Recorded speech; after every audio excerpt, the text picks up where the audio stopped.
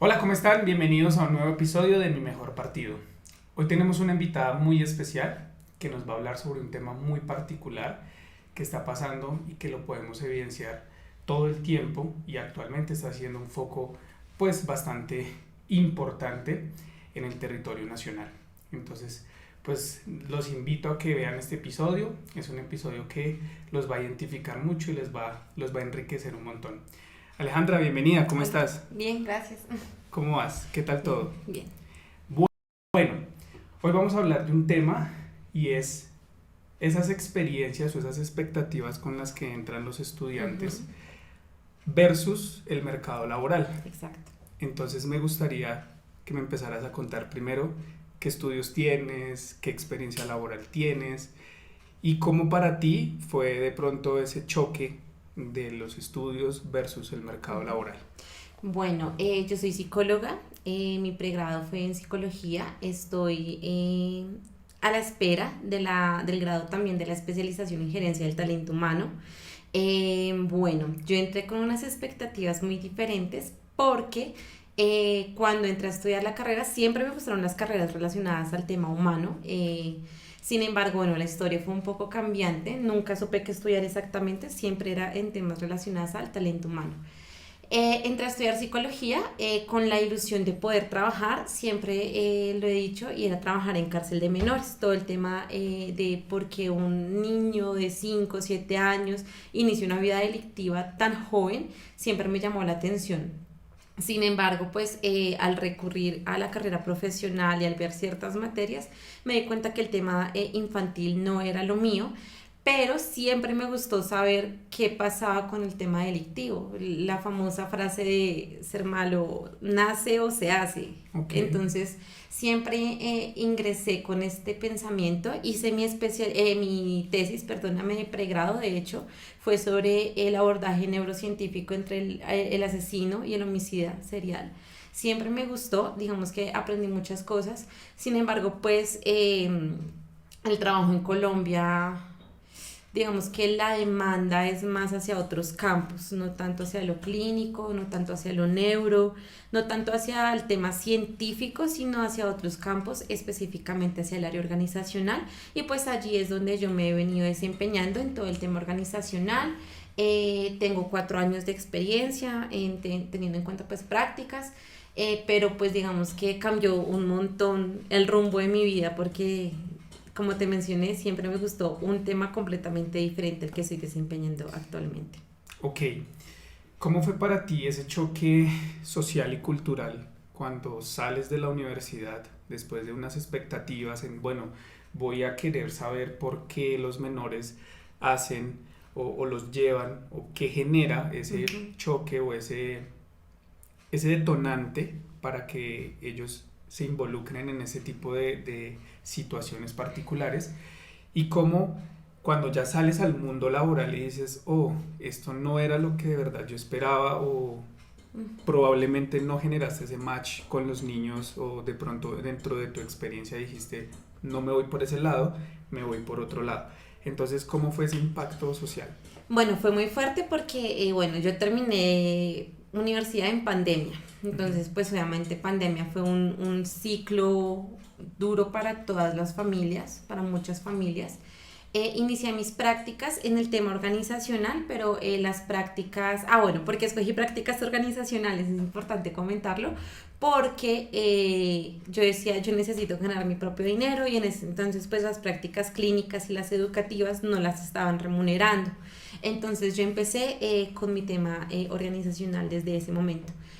Hablando con una compañera por unas circunstancias, decíamos que es importante uno saber cómo escoger su tema profesional, porque pues básicamente eso es lo que te va a atar toda la vida a seguir desempeñando cargos similares. No lo pensé en ese entonces, sin embargo, pues iniciaron una temporal, llegó pandemia, se tuvieron todas las operaciones y yo entré al tema educativo en una institución católica. fue muy bonito, o sea, fue un cambio muy drástico porque obviamente trabajar del área organizacional a trabajar con niños, atenderlos, saber un poco más, además de que los niños de hoy en día son una chispita, o sea, son muy Vienen con un pilos. chip, les digo yo. Sí, o sea, una vaina de locos. Sin embargo, pues entendí que no, o sea, el tema de la psicología infantil en ese momento no lo veía porque pues un niño está en un constante desarrollo, digamos que no fue como mi fluir. Me gustó mucho el tema educativo, pero pues digamos que no fue como lo que yo esperaba. Terminaron mis prácticas, obviamente me puse a buscar trabajo en este país es difícil y más sin título todavía, no me habían aceptado la tesis, el tema de la tarjeta profesional en muchos lados la estaban solicitando, entonces empecé a buscar trabajo y inicié mi vida laboral. Es muy chistoso cómo inicié mi vida laboral porque yo inicié en una industria muy poco común y es el modelaje webcam. Yo inicié como monitora en dos estudios específicamente. Conocí, bueno, era monitora y a la vez también tenía un poco de psicología clínica, ¿sabes? Porque atender este tema y atender a estas modelos es muy complejo, es muy difícil. La gran mayoría de las personas que se desempeñan aquí vienen de contextos sociales muy pesados. Okay. Entonces, fui monitora y luego entré a otro estudio como psicóloga. Okay. Ahí. Perdóname, te interrumpo. Para las personas que de pronto no conocen el mundo del webcam, ¿qué es ser el monitor? Ok, el monitor es la persona como el supervisor, por así decirlo, el que se encarga, por ejemplo, de que la luz esté bien, de que la modelo se vea bien, de que su espacio esté bien, de que está en constante, digamos que, contacto con las páginas, entonces está pendiente de que el usuario le escriba a la modelo, qué le está pidiendo, si le está pagando, porque pues digamos que también ahí hay fraude, entonces uno tiene que estar pendiente de que de verdad se desembolse el dinero como tiene que hacerse, yo tenía que estar pendiente de los horarios, de que los cuartos estuvieran limpios, digamos que era un tipo de supervisor, más o menos. O sea, podríamos decirlo que esto hoy en día es una industria donde tú tienes que cumplir un horario, se firma un contrato, supongo. Cuando yo empecé, no, todo era como de palabras, sin embargo, en el último estudio donde yo entré, tenían mucho más recorrido y ellos tenían contratos, ellos los llaman contratos comerciales, donde prestan el espacio y tú te haces responsable por responder por el espacio, pero pues no hay un horario ni nada por el estilo. Sin embargo, sí se cumplen horarios, sí les pagan, digamos que hay estudios que se han dado cuenta que la seguridad social también es importante, entonces hay unos que también les ayudan con el tema de la seguridad social. Hay estudios de diversas, entonces hay estudios donde te pagan mensual o semanal o diario, entonces eso también depende mucho del desembolso. Teniendo en cuenta de que pasaron 4 años post pandemia, en pandemia eso se disparó de cosa loca, o sea, en cada esquina había un estudio, pues porque también había mucha oferta, mucha demanda, o sea, no estaban trabajando las ventas, o sea, los vendedores no trabajaban porque ¿qué iban a vender si todo estaba cerrado? Eh, digamos que hay muchos jóvenes que vienen con el chip de la plata fácil, entonces creen que al estar en esta industria la plata llega muy fácil, pero no es así, o sea, digamos que hay que concientizar de que la industria sí genera dinero, pero no como el que lo piensan y no todo el mundo pega en las páginas, hay diferentes páginas para todo público, hay páginas un poco más pinkies, hay páginas un poco más, hay una página específicamente que es relacionada a la colombiana porque la colombiana es muy apetecida, entonces, pero no cualquiera pega, o sea, si tú puedes ser la mujer más hermosa, pero si no pegas, pues no pegaste. Entonces, digamos que es como un tema de concientización. Hoy en día muchos han cerrado, lo que he escuchado, muy pocos se han logrado mantener porque el dólar se ha desvalorizado un montón. Entonces, pues obviamente, digamos a lo que yo veía en mi último estudio que pagaban semanal, habían modelos donde semanalmente se hacían 8 millones de pesos semanalmente, pues hoy en día se tienen que esforzar un poco más para poder generar ese mismo salario. ¿Cómo era el estado o de pronto la salud mental de las modelos? Porque obviamente es un mercado, unas plataformas donde te desgastan física y mentalmente. Y segundo, tú hablas de un tema y es la plata fácil. Eso digamos que no viene de ahorita, eso viene de tiempo atrás. Ujú. Y si yo te digo remontémonos a la época de los 80 pues digamos que el desempleo viene básicamente, o inicia más o menos desde esos años.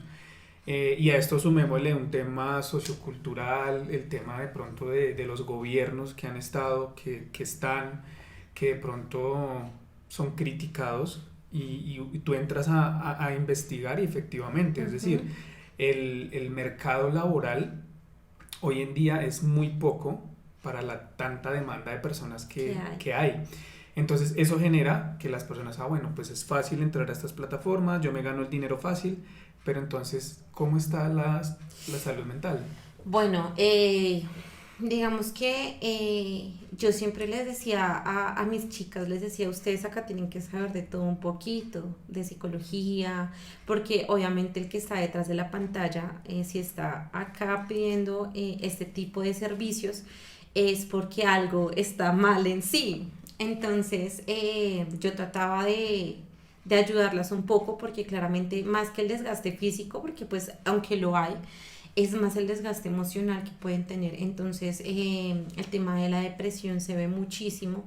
Digamos que en el último estudio donde estuve, eh, aunque yo no era la modelo, el desgaste también lo viví yo, porque, por ejemplo, yo atendía también a las chicas allí, yo tenía un mix entre psicología organizacional y un mix entre psicología clínica, y allí, digamos, yo tuve casos muy bonitos que me llevo como experiencia una chica eh, con un contexto social tan fuerte. Ella, no sé si actualmente, pero sí cuando yo la atendía vivía en el San Bernardino, una zona Roja. roja de la ciudad, literal. Ajá. Venía de un contexto donde su padre falleció, su madre trabajaba como aseadora en moteles, tenían muchas hermanas, eran muchas niñas y ella tuvo un tema de violación porque la mamá se enfermó, no tenían con qué comer y desafortunadamente uno de los dueños de los moteles donde trabajaba la mamá le dijo, ¿usted quiere comer?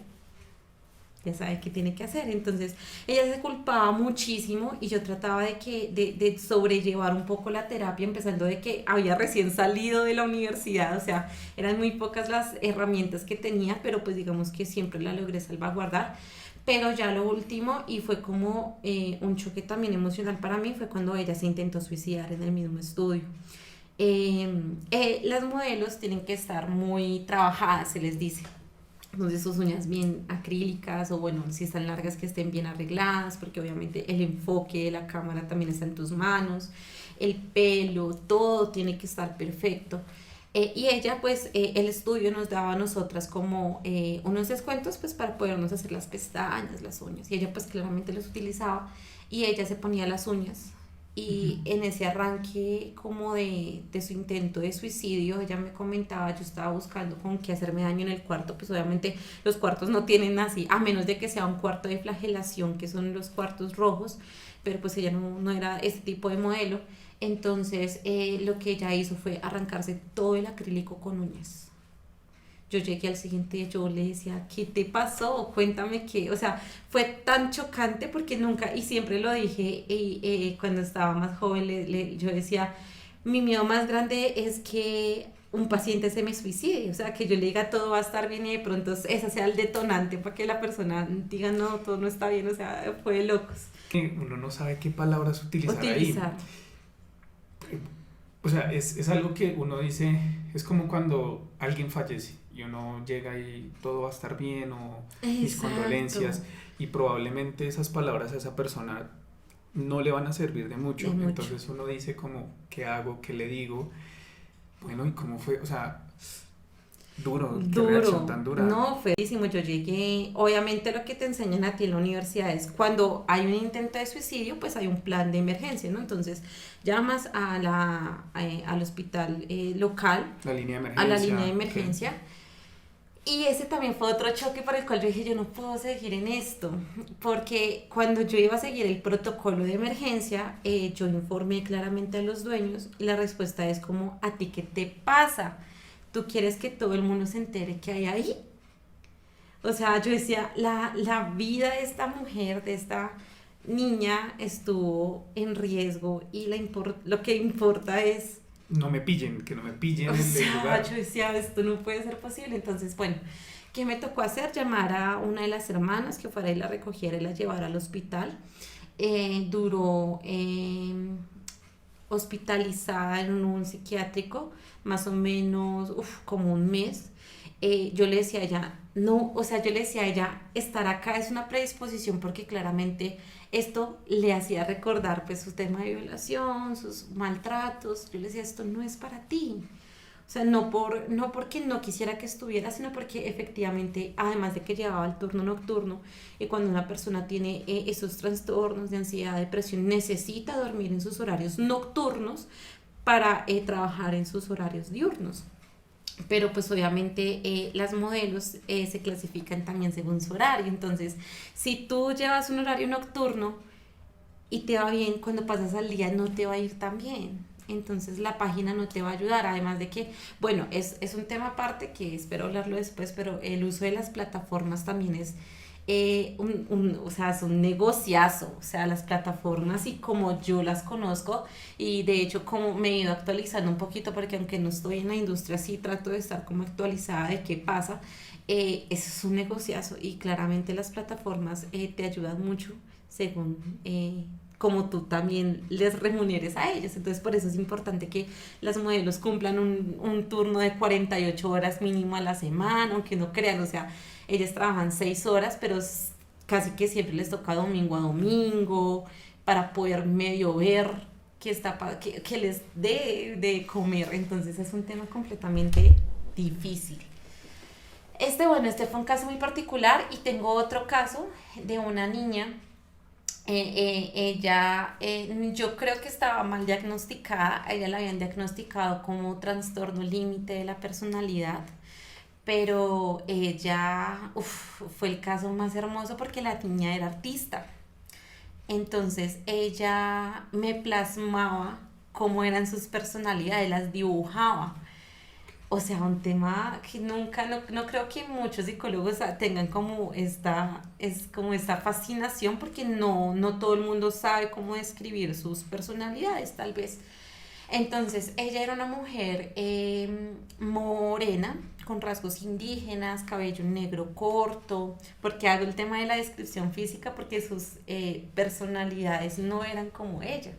Ok. Entonces, para mí que ella tenía un trastorno disociativo, pero bueno, pues no podía meterme mucho porque no tenía tantas herramientas, pero pues yo creo que estaba mal diagnosticada. El caso es que ella, cuando hacíamos todo el tema de las terapias, también tuvo una vida muy compleja. Ella venía de una familia disfuncional completamente. El papá era más que un jíbaro, era un narco, el papá. Entonces ya me contaba todas sus historias de cómo tenían que trasladarse de ciudad en ciudad. Entonces no tenía estabilidad en su vida. Ella decidió irse porque tuvo un tiempo donde tuvo que cuidar a sus hermanos. Entonces siempre he dicho que cuando a ti como hermano te toca cuidar y desempeñar el rol de madre siendo muy joven, eso está mal porque no quemas tus etapas. Entonces ella también era un poco muy madura para la edad que tenía, era muy seria. Cuando hablábamos de su trastorno, ella me mencionaba a dos mujeres. No me acuerdo el nombre exactamente, pero creo que era Rosita y no me acuerdo el otro en la parte depresiva. Pero Rosita era una mujer empoderadísima, una mujer alta, con un cuerpazo. Ella me las dibujaba desnudas, o sea, un tema súper lindo. Era cobriza, con el cabello largo, abundante, ojiverde, o sea, completamente diferente. Yo, digamos que mientras ella me hablaba, yo le decía, ¿por qué tus personalidades son tan diferentes? O sea, es raro. Ella me decía que en el colegio le hicieron mucho bullying porque sus rasgos eran pues era una mujer morena, rasgo indígena, en una ciudad donde la mayoría son blancos. Entonces el tema racial también pega fuerte siendo tan joven. Y su anteparte, que era la parte depresiva, era una mujer también alta, blanca, con el cabello corto negro y ojos color azul. o sea, súper europea Sí, sus personalidades. No pude terminar con ella porque lastimosamente tuvo su crisis, por así decirlo, de euforia, y entre esas crisis se metió con otra modelo y pues la echaron. No volví a saber de ella, de verdad espero que esté muy bien, pero digamos que tuvo también intentos de suicidio. Yo me comunicaba, digamos que su su familiar más cercano era el novio, que no llevaban tampoco mucho tiempo, y el novio también era una persona muy disfuncional. Entonces, pues, el tema de que es una persona que no esté tan bien mentalmente y sea modelo es durísimo.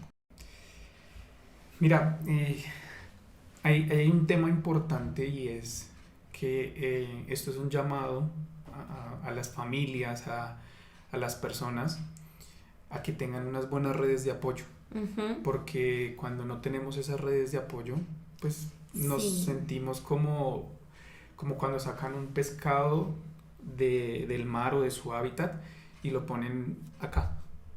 Se sienten desprotegidos, se sienten mal, porque pues no tienen quien los apoye, quienes sean esas personas que, por ejemplo, tú contabas el caso de la modelo que se intentó suicidar, que de pronto se arrancó las uñas. Pues hombre, ¿cuál es su red de apoyo? Ok, su hermana, pero sus papás dónde están, o sea, y el tener unos padres que han vivido separados o que no son tan cercanos, pues eso también genera un choque bastante importante y en la salud mental de las personas. sí, aunque digamos que eso también depende mucho de la resiliencia de la persona, ¿no? Porque yo he conocido muchos casos donde pues vienen de familias separadas, y siempre lo he dicho, si no hay amor en una familia, no deberían estar juntos por un hijo. O sea, un hijo no es una atadura. Y yo creo que si tú sientes que separándote de una persona le puedes generar mayor estabilidad emocional a esa criatura, a ese bebé, a ese niño, adolescente, pues está bien. Pero eso también depende de cómo tú como familia le enseñes al niño a ser resiliente. Porque ¿qué está pasando actualmente? Y es lo que estamos viendo: no hay resiliencia en los jóvenes. No hay. O sea, su capacidad tanto de resiliencia como de, ¿cómo decirlo? Como de la tolerancia a la frustración está muy mal. Es que si tú te das cuenta, tú ves muchos em, comediantes que a la postre pues hacen muchas bromas sobre cómo castigan las mamás de hoy en día versus las anteriores. Y tú miras el contexto y tú dices, es cierto. Es cierto. No quiero decir o no quiero de pronto sonar mal a la sangre con, o la letra con sangre entra, como decían de pronto en la época antigua, pero sí, por ejemplo, ser un poco más fuertes. Entramos a una generación de cristal en donde no se le puede decir nada a los jóvenes, a los niños, porque entonces ya es maltrato, porque entonces ya entran las entidades Sí. gubernamentales. No le puede decir nada, no lo toque, no lo mire, no le haga, porque entonces ya te puedes ir para la cárcel o puedes iniciar un proceso Ujú. judicial. Entonces, sí sería importante que de pronto los padres pues también sean un poco conscientes de, venga, el mundo no es una burbuja. Tu hijo no va a estar en una burbuja todo el tiempo, no va a estar en una cajita donde tú lo vas a proteger, que todos los padres quisieran eso, pero no va a pasar. Entonces, enséñalos a que ven, la vida es me caigo, me levanto, me caigo, me levanto, aprendo y sigo la vida, Ujú. ¿sí? No quiere decir que entonces error tras error tras error tras error, porque de esa equivocación algún Algún aprendizaje debes aprendizaje. tener. Entonces, sí sería importante, y es un llamado también a los padres de familia que venga, no seamos tan permisivos, pero tampoco entonces seamos tan estrictos. O sea, hay que mirar la línea delgada que hay entre lo permisivo y lo estricto, ¿sí? Entonces, pues, y ya hablando un poco de la generación de cristal, que supongo que tus modelos en su momento no superaban los 25 26 años. No, era súper raro. Digamos que una modelo muy mayor les dicen las MILF. Yo no Ok, entendía, pero son vocabularios que se utilizan mucho en esa industria. Entonces, cuando venía una modelo muy mayor, pues era la MILF, era la que le entraban los jóvenes. Era muy raro, digamos que no lo vi tanto, pero sí lo vi con una modelo en especial que era la más mayor del grupo, y eran peladitos de papi y mami claramente, eh, que si nos vamos a Freud, o sea, no soy de este tema del psicoanálisis, pero uno como psicólogo tiene que tener algo. Entonces era muy raro porque le escriban, trátame como mi mami. Y yo decía, ¿qué estoy viendo? O sea, es rarísimo. Es que yo quiero que seas mi mami, pero no mi mami en el sentido sexual.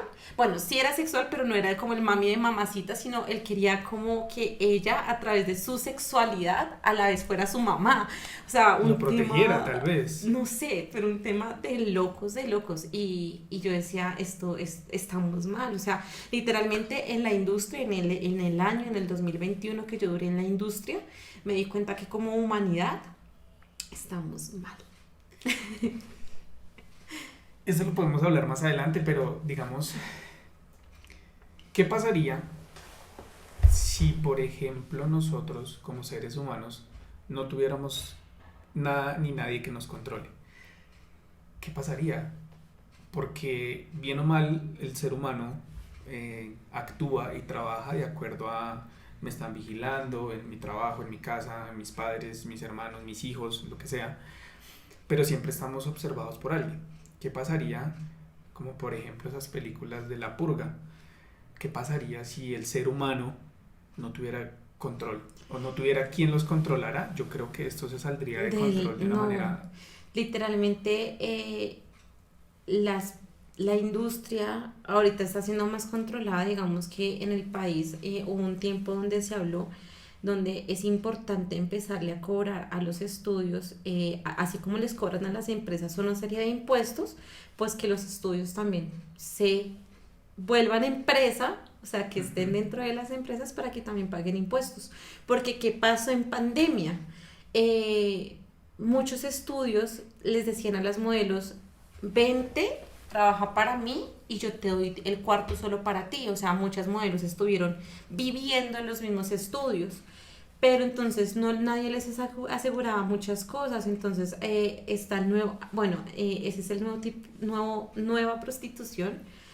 Aunque en realidad creo que el término no está tan bien usado porque pues bueno, son diferentes contextos, pero en pandemia se vieron cosas donde los mismos dueños de los estudios les decían a las modelos, si tú quieres trabajar conmigo, yo tengo que probar el producto.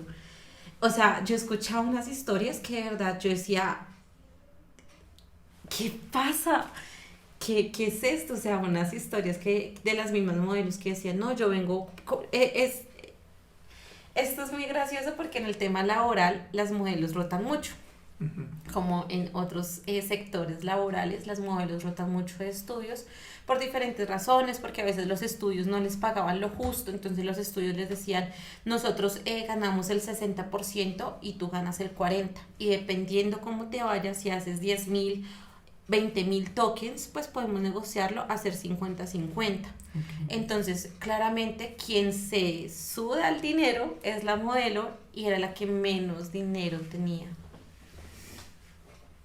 Pucha, digamos que eso es un negocio, es un negociazo. Es un negociazo. Para la industria, obviamente para los dueños de los estudios.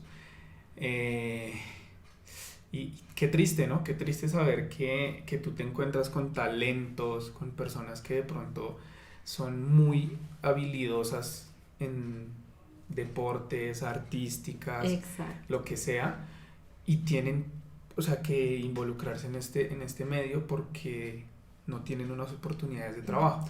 De hecho, te cuento, en temas personales, en el 2021 yo tuve una crisis de ansiedad y de depresión muy fuerte, porque yo le decía a quien era en ese entonces mi psicólogo, yo le decía, Doc, es que no es justo que una persona con títulos, que le guste, o sea, ya sea cualquier tipo de cosa, que sea bueno en X o Y cosa, le paguen un salario mínimo a una persona que probablemente no haya terminado el bachiller. No quiere decir que sean todas, o sea, no, o sea, ahí sí hago énfasis, pero era lo que yo pensaba en ese momento. Yo le decía, ¿cómo puede ser posible que una persona que no haya terminado el bachiller o que hasta ahorita lo esté terminando se esté ganando ese jurgo de plata?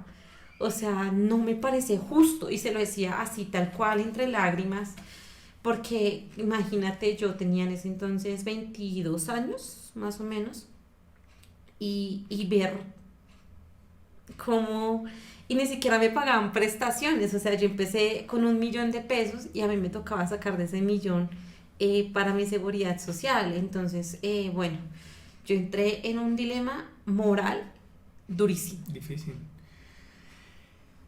Ahí va una pregunta que te quiero hacer y es, ¿tú cómo crees que la experiencia influye hoy en día en los trabajos? ¿Tengas una formación formal o no formal? Influye mucho, ¿sabes? La palanca influye un montón. Y lastimosamente no deberían ser así porque hay muchos talentos, muchas personas que saben de muchas cosas que desafortunadamente no se pueden desempeñar en un rango en una empresa o que no tienen experiencia porque las empresas piden experiencia. O sea, es una vaina de locos y es como, ¿cómo quieres que yo tenga experiencia si no me das la experiencia? Entonces, es un tema que las empresas tienen que pensarlo. Creo que para llegar a... hay muchas imágenes, digamos, en LinkedIn que dicen, para llegar a ser un senior hay que empezar siendo un junior. Entonces, Ujú. si tú no le das la oportunidad a las personas, pues lastimosamente las personas tienen que comer, tienen hijos, tienen familia y tienen que rebuscárselo. Entonces, por eso vemos personas con títulos, tal vez en este tipo de industrias, y me pasó en el último estudio donde estuve, me llegó una psicóloga con especialización, la señora súper pila, y yo hago yo hice el chiste interno, yo decía, esto es lo que me espera para mí. O sea, fue tan chocante porque literalmente no encontraba trabajo en otras cosas. Y yo entré de choque y yo vi esta hoja de vida y yo decía, ¿qué hace esta persona acá enfrente mío? Entonces fue el chiste que me salió de mi mente, yo, esto es lo que me espera para mí. Pero pues digamos que a la respuesta es, hay que sudarla en este país para poder tener experiencia y tener un salario digno, sobrevivir. ¿Crees que por eso tantos jóvenes están emigrando a otros países para ir a hacer de pronto algo fuera de lo que estudiaron, de lo que de pronto se especializaron, para de pronto ver un poco más de ganancias? Sí, yo tengo un amigo, él vive en Canadá, todavía nos hablamos, es un excelente amigo, el chico acá estudió como un tecnólogo en administración de empresas, o sea, todo muy buenos trabajos, todo el tema. Y el chico ahorita está en Canadá trabajando en una industria de carne. Entonces él se encarga, lo que más o menos él me explica es cortando la carne y bueno, Como operario, refrigerándola básicamente. como un operario. Pero gana muy bien, o sea, él no sé cuánto gana porque nunca le he preguntado, pero cuando me contó en su momento, que eso fue el año pasado, él me dijo, voy a ganar hasta 5 veces más de lo que gano acá. O sea, yo digo, juepucha, o sea, si el salario está en 1.300.000, o sea, este muchacho está ganando casi lo que puede ganar tal vez un director de un área en un Claro. tema operativo. Entonces, muchos jóvenes se están dando cuenta que por muchas circunstancias políticas, sociales y demás, eh, hay que ir a otros países como Europa, que muchos, uno ve como anuncios como que Suecia está buscando jóvenes porque obviamente son países que su materia prima, que es el ser humano, pues está envejeciendo y no hay Sí, tanto joven. son muy longevos. Sí. Y buscan personas que quieran ir y seguir poblando, porque Ujú. ya no hay Exacto. quien tenga eso. Mira que eso nos abre o a otra pregunta y es, hoy en día en el mercado laboral, y yo lo puedo hablar desde la experiencia en organizaciones, hay muchos perfiles que dicen preferiblemente que no tenga hijos, porque los permisos, no sé, para ir a la entrega de boletines, entonces hay Ujú. muchas empresas que se volvieron como esquivas con el sentido de doy un permiso, ¿sí? En tu experiencia y en tu actual trabajo, pues obviamente por temas de confidencialidad no vamos a nombrar la empresa, pero ¿cómo se manejan los perfiles ahí? Es decir, ¿los exigen, los cierran en un círculo muy pequeño o es más amplio? ¿Cómo lo manejan? Pues eso depende. Digamos, yo trabajo en un outsourcing. Para los que no saben, es que muchas personas confunden el outsourcing con la temporalidad. Yo lo parecía, o sea, yo también creía que era lo mismo hasta que me lo explicaron, pero básicamente el outsourcing pues es el que se hace responsable del talento humano, a diferencia de la temporal, que normalmente son las empresas que solicitan que se hacen cargo de la persona, ¿no? Acá se cambia un poquito el tema. Nosotros manejamos diferentes clientes, pero pues hay cargos de cargos. Entonces es muy gracioso porque cargos que requieran mucha responsabilidad piden, por ejemplo, personas con hijos. ¿Por qué motivo? Porque necesitas que ese niño coma, y si tú necesitas que ese niño coma, pues tienes que trabajar. Entonces es muy difícil que tú nos dejes el puesto tirado porque tienes que responder por otro ser vivo. Mira que nosotros hemos evidenciado que post pandemia el tema de conseguir el personal para un trabajo se ha convertido más difícil. ¿Por qué? Antes de pandemia tú hacías una convocatoria como empresa, como outsourcing o como temporal y te llegaban un 50, 60, o sea, de locos, se llenaba. Total. Ahora tú haces una convocatoria y te llegan 1, 2, 3 personas. Entonces, y tú haces un sondeo y preguntas qué pasó, o sea, por qué hubo ese cambio. Pues hay muchas industrias que generan esos trabajos fáciles, o hay muchas personas que hacen emprendimientos y prefieren ser dueños de su propio tiempo, y eso genera que las empresas hoy en día mitiguen, saquen personas porque pues obviamente no les está dando para seguir con el personal que tenían antiguamente o anteriormente, antes de pandemia. Y pues esto también genera un quiebre en las empresas, ¿sí? Y yo he tenido la oportunidad de hablar con candidatos, con personas que están en diferentes procesos, y tú miras unas hojas de vida donde puede que la persona tenga la experiencia que tú estás buscando, pero ahí va otra falla de pronto en los sistemas de educación, y es que no le explican a las personas algo tan simple como llenar una hoja de vida, que va a ser tu hoja, tu presentación frente a una empresa. Entonces, ¿cómo para ti ha sido ese proceso de reclutar, de seleccionar? Porque supongo que has visto hojas de vida con unos perfiles muy altos aplicando a unos cargos de pronto que no van a su perfil, sino son un poco más operativos. ¿Cómo lo ves? Creo que como empresas tienen que abrir mucho su mentalidad. Nosotros manejamos un cliente que ha sido el de mis lágrimas y es porque yo tiendo a ser una persona muy amable, o sea, yo literalmente soy muy empática, porque si tú estás buscando empleo es porque necesitas del empleo, o sea, tú no puedes descartar a una persona por hoja de vida, y siempre lo he dicho. Claramente es la presentación personal, pero si, por ejemplo, tú ya tuviste una entrevista con un líder de X o Y empresa y hay un nuevo filtro, y es que la gerente va a ver las hojas de vida y te descarta por hojas de vida sin tener la oportunidad de escucharte, me parece que estamos desempeñando una mala labor. Claramente, o sea, es un tema de parte y parte, porque yo como persona tengo que ir a la vanguardia de cómo se hacen las hojas de vida. Claramente ya no se hacen como anteriormente, que era la experiencia de prácticas que sucedía hace 30 años a la de ahora. Ya no pasa eso. Sin embargo, también es la labor de la empresa escucharte, decir qué has hecho. Entonces, creo que es importante parte y parte, tanto de las empresas, tener esa escucha activa, tener la perspicacia de abstraer esa información que te puede dar el candidato, porque también hay candidatos muy cerrados con la información, pero también es labor del ciudadano común que actualice su hoja de vida. O sea, ¿cómo puede ser posible que nosotros como psicólogos de selección entremos a una convocatoria de CompuTrabajo? Tú te acabaste de postular hace 5 minutos y te llamamos número desactualizado. Ay, no, eso es mortal, eso es mortal.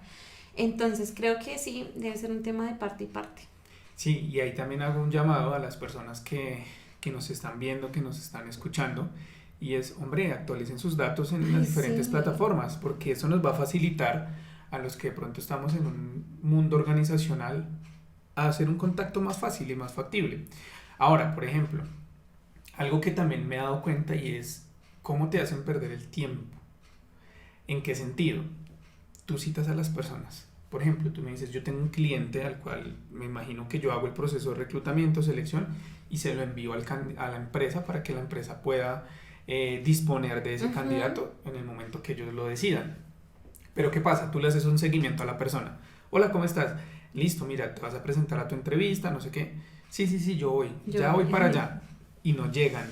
Entonces también seamos honestos, no hagan perder tiempo a la persona, ni tampoco pierdan ustedes su tiempo, porque eso de pronto le está quitando el cupo a otra persona que sí... Sí, yo creo que debemos ser muy honestos con lo que queremos. Si tú te postulas, primero hay que saber leer las ofertas, porque normalmente en las ofertas, o no, lo que yo hago, hay ofertas donde dice salario a convenir, eso es un tema muy aparte, pero yo trato siempre de dejar una oferta muy bien entendida, tus funciones, tu horario, tu salario. Pero ¿qué pasa últimamente? Y es que la gente ve, analista de selección, no, yo he hecho eso, pum, me postulo. Pero no se dan cuenta de que ese analista de selección va a ganar el mínimo, por ejemplo. Y uno los llama, mira, Perencita, hablas con Alejandra, tus funciones son X, Y, Z, tus salarios de 1.300.000. No, mira, es que esa no es mi aspiración salarial. Entonces, a veces uno dice, lean, profesionales, lean, o sea, no hagan eso.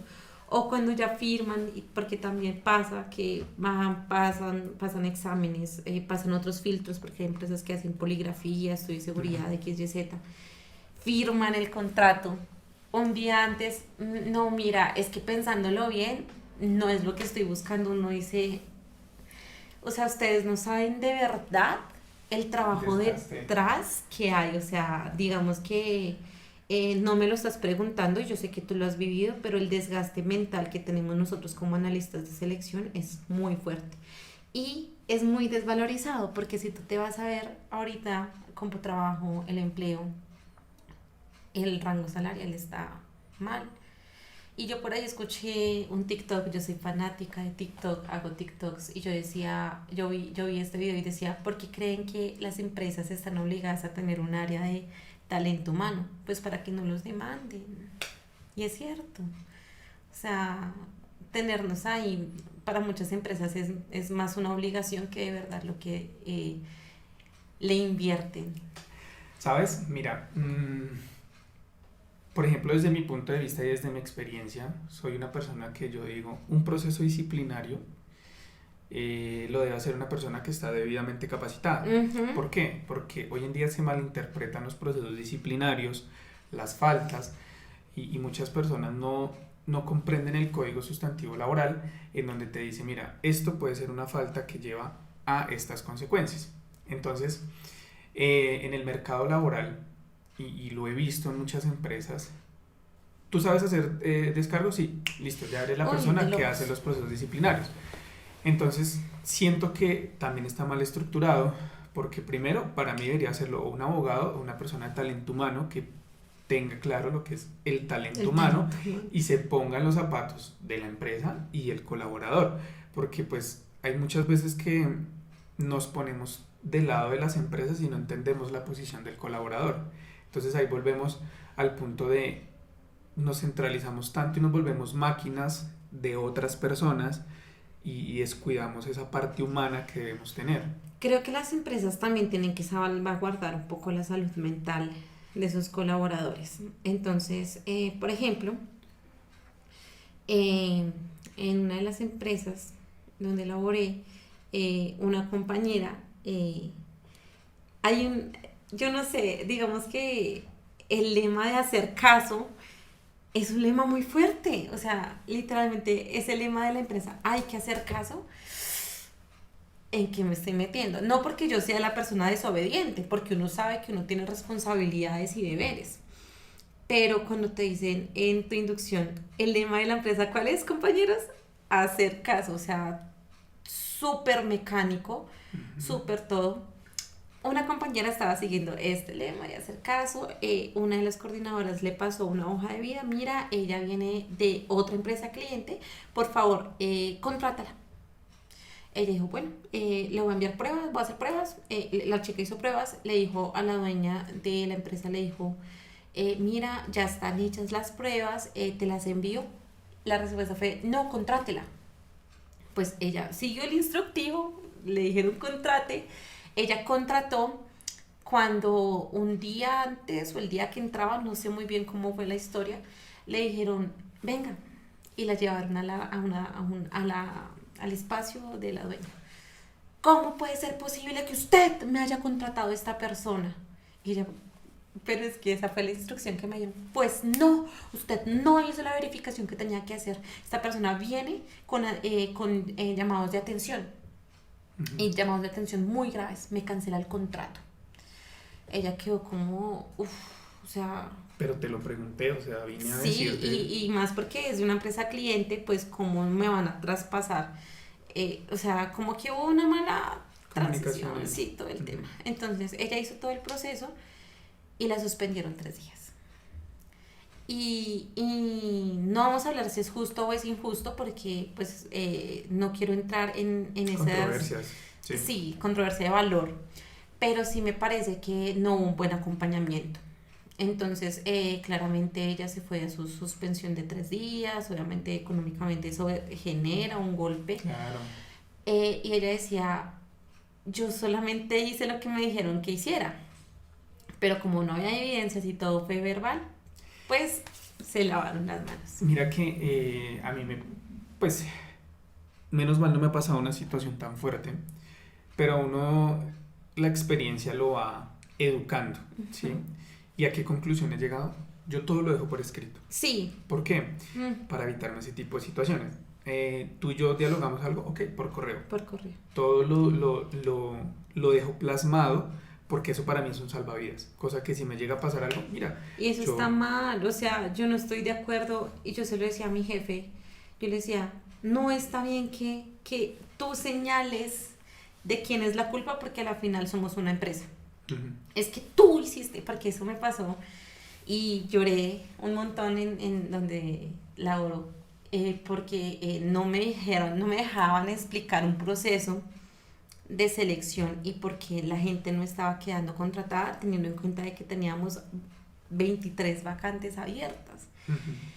Cuando yo entré, yo dije, yo creo que es importante que también escuchen mi versión porque la respuesta del cliente fue, acá envío, yo había hecho un informe, cuántas personas se citaron, cuántas personas no pasaron.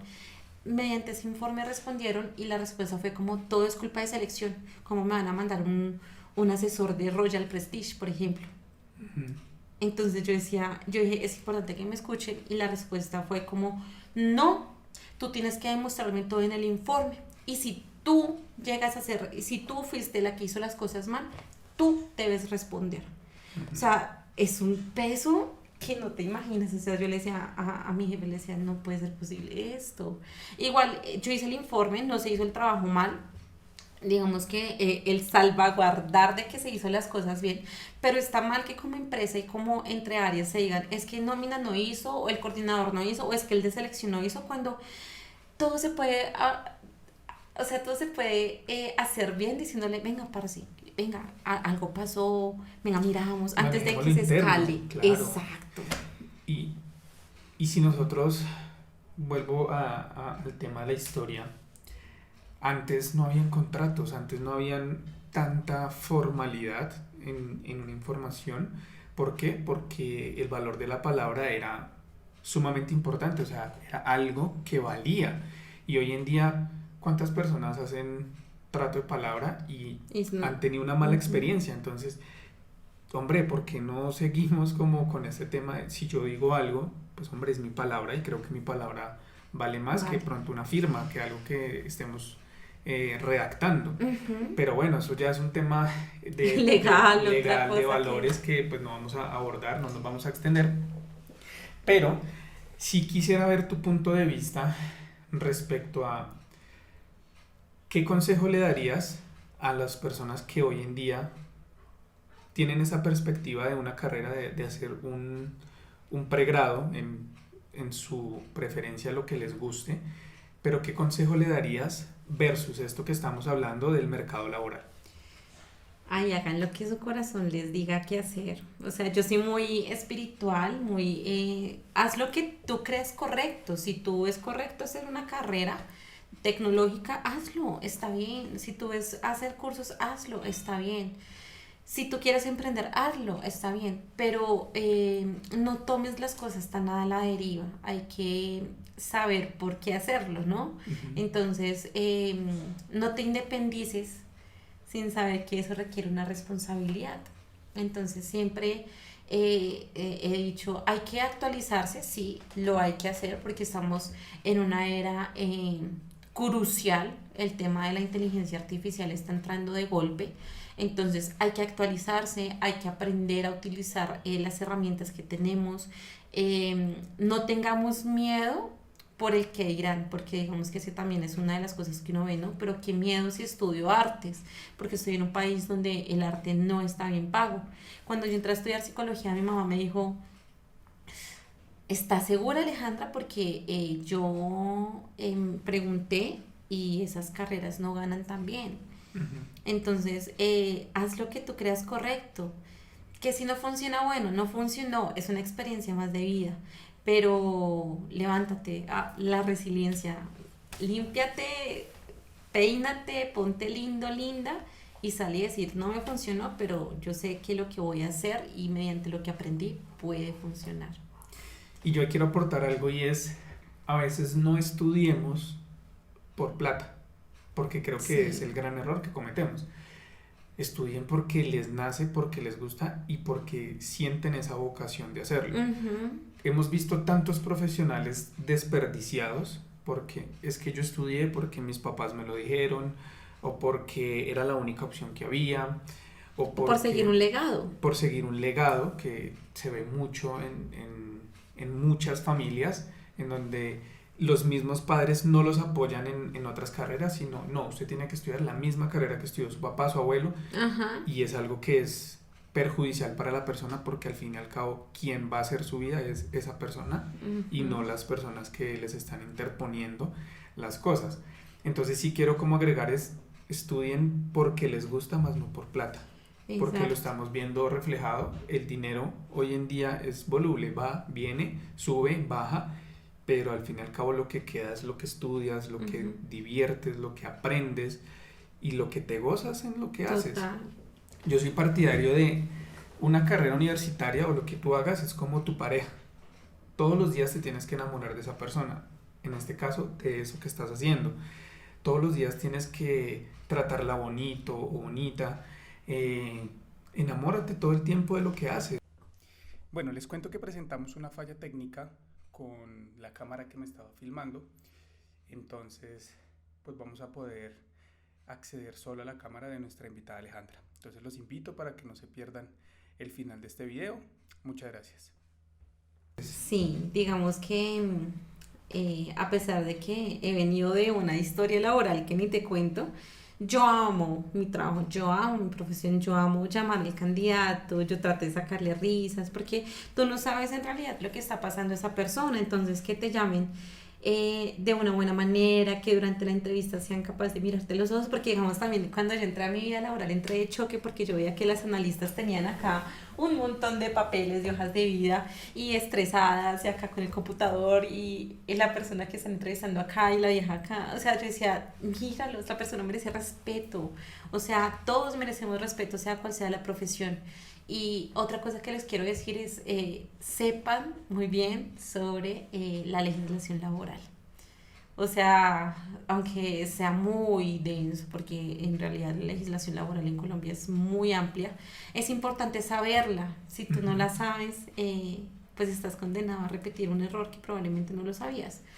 ¿Por qué hago referencia a esto? Recuerden que estamos en una transición importante en el tema laboral, digamos que hasta lo que escuché, no soy muy partidaria de escuchar noticias, pero el tema pensional está, lo aprobaron hasta Ujú. donde sé. Entonces, mantenerse actualizado por eso, tengan en cuenta de que si ustedes son mujeres, también el tema del embarazo, digamos que lo están teniendo en cuenta y por eso bajaron las semanas. Eh, Sepan muy bien en qué empresa van a entrar, conozcan su historia. Hay empresas donde literalmente aparecen comentarios de que esta no me pagó, esta hizo súper bien la empresa. Lean esos comentarios y no se metan una cuerda en el cuello solamente porque necesitan algo de allá para allá. Claro. Y mira que eso de los comentarios es sumamente importante porque eso te da una mirada, una perspectiva diferente a lo que es una empresa. ¿Sí? Entonces ya te lo van a comentar los colaboradores que han trabajado, que están actualmente activos con ellos. Entonces eso también es como, venga, investiguemos, porque hay veces que tú les preguntas a los candidatos, bueno, ¿y a qué empresa vienes? ¿O qué sabes de la empresa? No tienen ni idea. Me llamaron.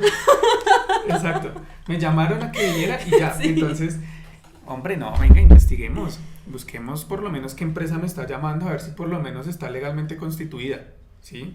Porque pasa, mira, les ha pasado a muchos candidatos, no es que me cobraron unos exámenes médicos, por ejemplo, acá en Colombia. No es legal. O sea, a mí también no. me escriben cuando yo los envío, tengo que pagar algo, y yo recuerda que ninguna empresa debe por qué exigirte el pago, a menos de que hay empresas que sí lo solicitan, por ejemplo, por allá en ciudades súper lejanas y donde no hay IPS, por ejemplo, me pasaba en mi primera empresa, ya constituida, donde se necesitaba gente muy metida en ciudades, entonces le decían, ¿allá hay una IPS? Sí, vaya, pida la cuenta de cobro y nosotros le remuneramos ese dinero. Entonces, hay que entender de que no está, o sea, lean en serio todo lo que hay, todo lo que pasa, todo lo que sucede en las empresas colombianas, en las extranjeras.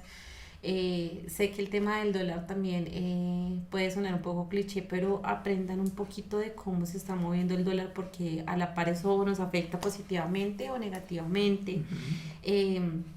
Ese rumor de que muchas empresas no quieren entrar al país por el nuevo cambio de presidencia, no nos metamos tanto eso en la cabeza, o sea, seamos de izquierda, derecha, de centro, no importa, pero no nos predispongamos a que como no va a entrar gente, no van a entrar empresas, pues vamos a entrar en quiebra y vamos a hacer, suena mal, pero una típica Cuba, una típica Venezuela. No, o sea, no nos predispongamos ante cosas que no sabemos qué va a pasar. Sí, y es más como leamos, investiguemos, porque a veces tú hablas con personas y tú le puedes decir esto es blanco, y si tú le vendes la idea, pues la gente te va a copiar la idea de que esto es blanco. Entonces no traguemos entero, venga, investiguemos, venga, esto de verdad si es blanco, venga, esto porque pasa. Y tú escuchas tantos comentarios del gobierno actual, del gobierno pasado, qué hicieron, qué van a hacer. Hombre, tú céntrate en lo tuyo, en lo que estás haciendo, en tus objetivos claros y ya. Porque es que si te encierras en esa burbuja, es que dijeron, es que van a hacer, Sí. es que nos van a quitar, es que... Hombre, no, porque primero te vas a estresar, te vas a desgastar y va a empezar tu mente a rumiar ahí constantemente y te vas a terminar enfermando.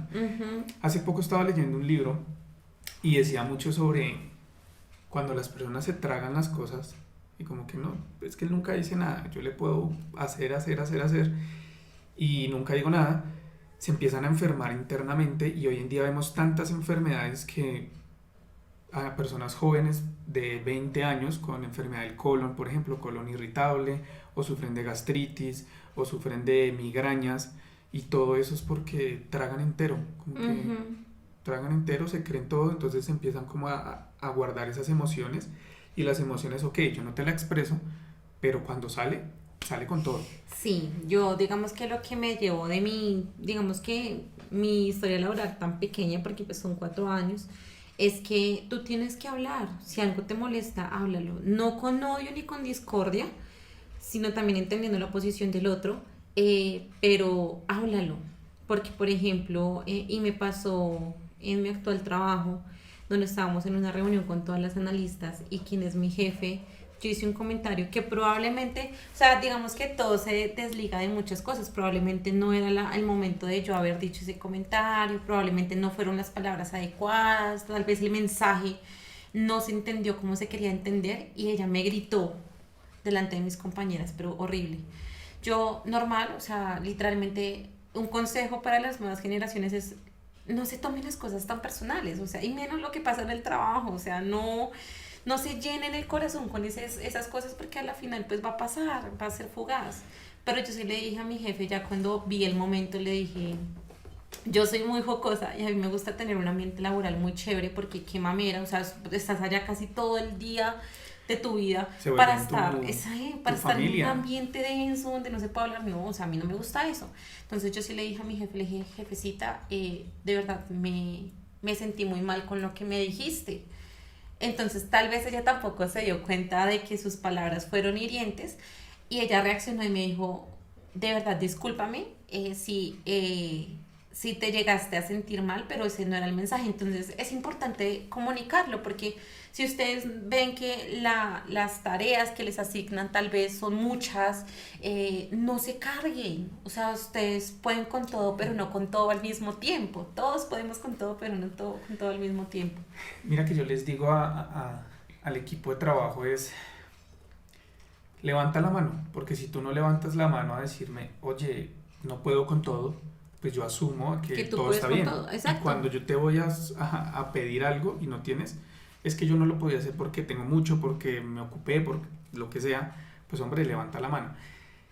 Y yo tengo como un pensamiento y es, la exigencia no va a la persona, sino al cargo, ¿sí? Y a veces se malinterpreta, porque si yo te digo, Aleja, es que necesitamos esto para allá, y entonces por el corre-corre del día, entonces tú me malinterpretas y tú ya cambias conmigo, y entonces, no, es que es un grosero, es una persona que no Ujú. sabe decir las cosas.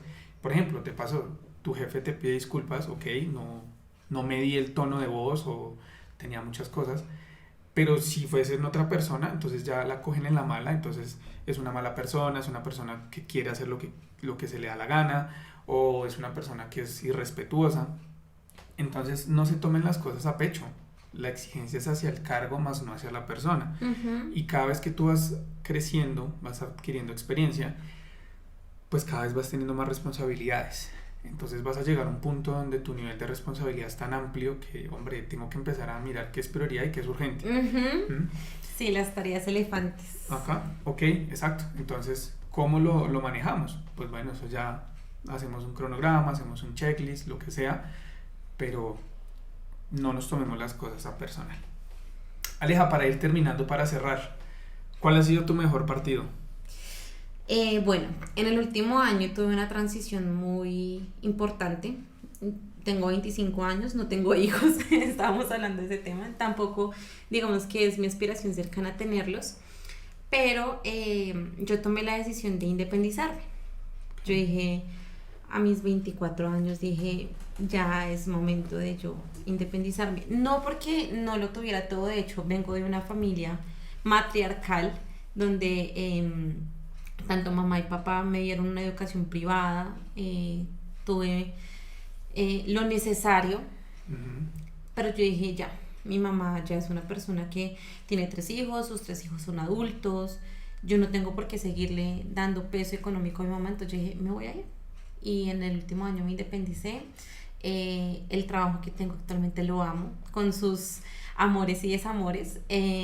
Lo amo mucho mi equipo de trabajo y mi mejor partido es la carrera que escogí. O sea, la carrera que escogí es la que me da de comer, la que le da de comer a mis 2 gatos, porque actualmente hay familias multiespecies, que es lo nuevo de hoy. Entonces, es eso. El mejor partido es la carrera que escogí y todo lo que me ha dado, tanto bueno como malo. Listo. Aleja, muchísimas gracias. Fue muy gratificante escuchar esas experiencias. La idea es que nos podamos volver a ver en otro episodio para que nos sigas contando todas esas experiencias que has tenido. De verdad que fue muy enriquecedor tenerte acá. No sé qué quieras de pronto agregar o de pronto aconsejar a la audiencia para que aprovechen estos espacios que puedan venir. Es un espacio, como lo he dicho en todos los episodios, de ustedes y para ustedes.